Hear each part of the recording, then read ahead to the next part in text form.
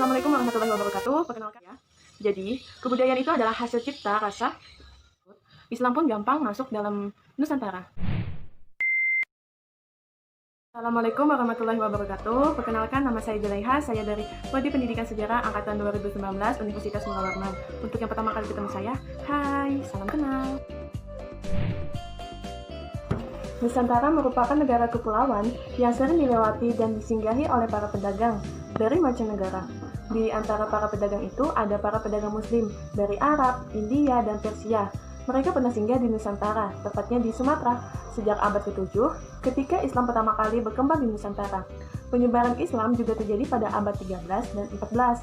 Ketika itu, para pedagang Muslim membangun komunitas-komunitas niaga yang lebih jelasnya di kota pelabuhan seperti Sumatera Utara, Jawa Timur, Jampa, dan Pantai Timur Malaya. Selain itu, pada abad ini telah bermunculan berbagai kerajaan-kerajaan bercorak Islam seperti Kerajaan Samudra Pasai dan Kerajaan Perlak. Proses Islamisasi di Nusantara berjalan dengan damai, tanpa ada paksaan. Selain itu, proses Islamisasi ini juga dipengaruhi oleh orang-orang Asia Tenggara yang pernah belajar ke Mekah, seperti Sunan Gunung Jati, Hamzah Fansuri, Syekh Yusuf, dan lain-lainnya. Banyak faktor-faktor yang menyebabkan mudahnya agama Islam ini tersebar di Nusantara.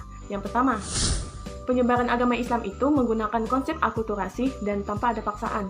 Lalu yang kedua, Islam itu tidak mengenal kasta ataupun juga pelapisan sosial. 3. Ritual Islam itu tergolong sangat mudah dan sederhana. Yang keempat, adanya pernikahan antara pedagang Muslim dengan wanita pribumi. Ngomong-ngomong, ada yang tahu nggak sih apa perbedaan budaya dengan kebudayaan? Jadi, kebudayaan itu adalah hasil cipta, karsa, dan rasa suatu masyarakat. Sedangkan budaya adalah suatu cara hidup yang berkembang dan dimiliki bersama oleh suatu masyarakat yang diwariskan dari generasi ke generasi. Oke, jadi yang pertama saya akan membahas mengenai tradisi Pangir. Jadi tradisi Pangir itu adalah acara mandi wewangian yang dilakukan sehari sebelum memasuki bulan Ramadan, yang tujuannya menghanyutkan dosa-dosa serta mempersiapkan diri untuk memasuki bulan suci Ramadan. Nah, biasanya mandi ini dilakukan di sungai, di laut, ataupun juga di sumber mata air. Lalu yang kedua, ada tradisi tepuk-tepung mawar, yaitu tradisi yang merupakan perwujudan doa selamat untuk memohon keselamatan kepada Allah Subhanahu wa Ta'ala. Dan tradisi ini telah ditetapkan sebagai warisan budaya tak benda atau WBTB Indonesia dari Kepulauan Riau pada tahun 2018. Tradisi ini biasanya dilakukan pada acara-acara penting, contohnya nih, pengangkatan jabatan ataupun pernikahan. Oke, ada Istana Maimun. Istana ini dibangun oleh Sultan Ma'mun Al-Rashid Perkasa Alamsyah. Bangunan ini adalah perpaduan unsur-unsur budaya Melayu, India, Persia, Spanyol, dan Eropa Barat. Bangunan ini dirancang oleh arsitek asal Belanda yang bernama T.H. van Eert. Istana ini didominasi oleh warna kuning yang melambangkan kebesaran bangsa Melayu. Sementara nuansa Persia tampak dari 3 kubah yang menaungi bagian dari depan istana. Selain itu, gerbang utama Istana Maimun ini juga menandakan unsur kebudayaan India. Lalu untuk pengaruh Spanyol itu terlihat pada bagian depan interior Istana Maimun, pilar-pilar bangunan yang menyerupai Masjid Cordoba. Demikian juga dengan corak geometris, langit-langit interior, dan penempatan koridor-koridor dalam istana tersebut. Lalu ada Masjid Raya Binjai. Masjid ini didirikan pada tahun 1887 oleh Tengku Haji Musa Al-Khalid Al-Mahdiyah Muazzam Shahab bin Raja Ahmad yang menjabat periode 1840 sampai 1893. Lalu ada Masjid Jami Limau Sende. Nah, masjid ini didirikan pada tahun 1889 yang sekarang terletak di Kelurahan Limau Sende, Kecamatan Binjai Barat. Masjid ini dibangun dengan sukarela dan dana seadanya.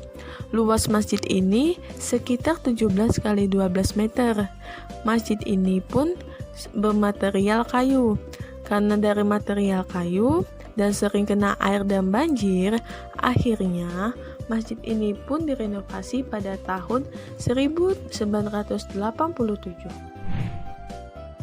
Tentunya dengan mereka menerima agama Islam dan membangun relasi kuat, serta membangun perkampungan dan menikah dengan wanita pribumi, maka secara tidak langsung masyarakat Sumatera telah menerima serta mendukung perkembangan kebudayaan tersebut melalui akulturasi sehingga kebudayaan Islam berkembang pesat. Tradisi Pangir berada di Kecamatan Maimun, Sumatera Utara. Tradisi tepuk-tepung mawar berada di Kepulauan Riau yang merupakan adat Melayu. Lalu ada Istana Maimun berada di Medan. Lalu ada Masjid Raya Binjai dan Masjid Jami Junaidi berada di Kota Binjai. Hingga saat ini, kebudayaan tersebut masih dilaksanakan karena telah menjadi adat istiadat. Adapun bangunan seperti Istana Maimun, Masjid Raya Binjai dan Masjid Jami yang masih bertahan sampai sekarang pun masih dijaga keasliannya sampai saat ini agar selalu menjadi sejarah kebesaran bagi peradaban tersebut. Dengan adanya budaya, maka menjadi bukti yang mampu menggambarkan satu bangsa.